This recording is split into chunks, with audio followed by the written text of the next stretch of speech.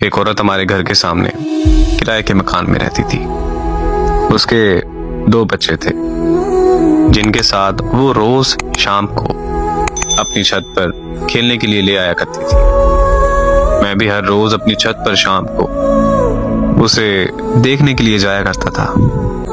मैं उसको इशारे करता था मगर वो इग्नोर कर देती थी। इस बात को 6 महीने गुजर चुके थे मगर वो मेरी तरफ देखती तक नहीं थी।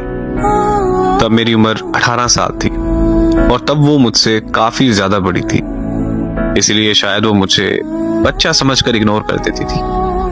फिर एक दिन मुझे बुखार होने की वजह से मैं छत पर नहीं जा सका, तो वो औरत मेरी अयादत के लिए मेरे घर चली आई और मेरा हाल चाल पूछकर अपने घर वापस चली गई। उसका मेरी अयादत को आना मेरे लिए इस बात का इशारा था कि उसके दिल में भी मेरे लिए एहसास है। फिर जब मैं अगली शाम छत पर गया तो वो इशारों में मेरा हाल पूछने लगी। मैंने उसे इशारों में बताया कि हाँ मैं ठीक हूं, तो वो मुस्कुराने लगी।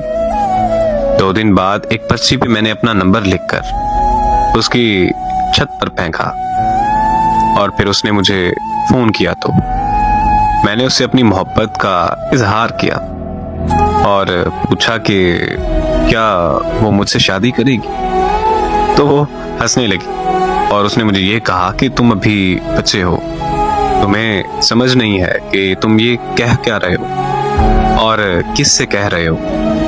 वो कहने लगी कि तलाकशुदा औरत से कोई शादी नहीं करता और मैं तो तलाकशुदा होने के साथ साथ 2 बच्चों की माँ भी हूँ। उसने मुझे कहा कि तुम अच्छे लड़के हो, बस हम दोस्ती तक रह सकते हैं। मैंने उससे मजीद शादी की जिद की तो उसने मुझे कहा कि अगर तुमने दोबारा शादी की बात की तो मैं तुमसे बात ही नहीं करूंगी।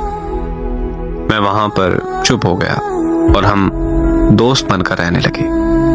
हम एक दूसरे से हर बात शेयर करते थे। एक रात हमारी फोन पर बात हो रही थी कि उसने बताया कि वो घर पर अकेली है क्योंकि उसके अम्मी अब्बू शहर से बाहर गए हैं। ये सुनते ही मैं उसके घर के बाहर पहुंच गया और उसे दरवाजा खोलने को कहा, लेकिन उसने दरवाजा खोलने से इनकार कर दिया।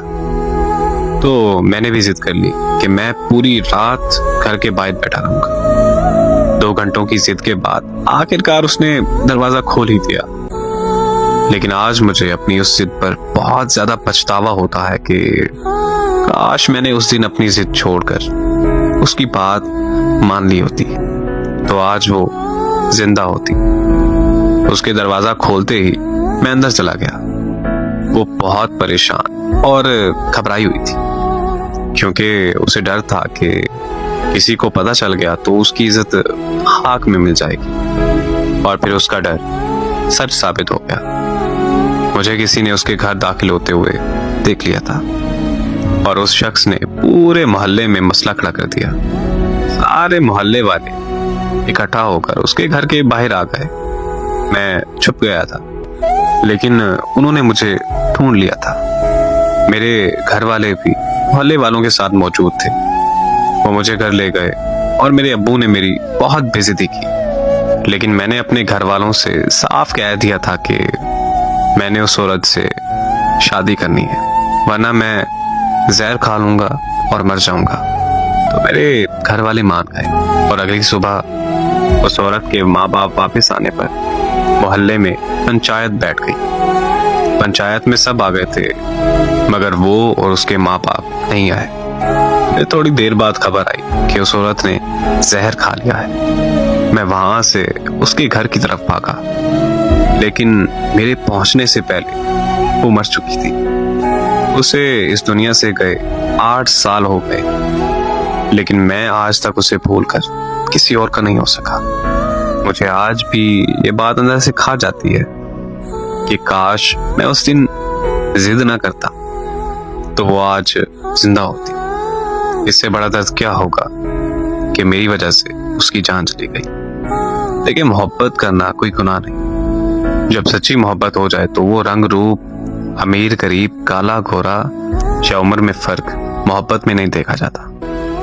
जब मोहब्बत हो जाती है तो फिर हो जाती है। वो एक शेर है कि वो मोहब्बत को हवस समझते हैं तो कह देना उसे, हाँ बदन ही चाहिए लेकिन ता कयामत चाहिए।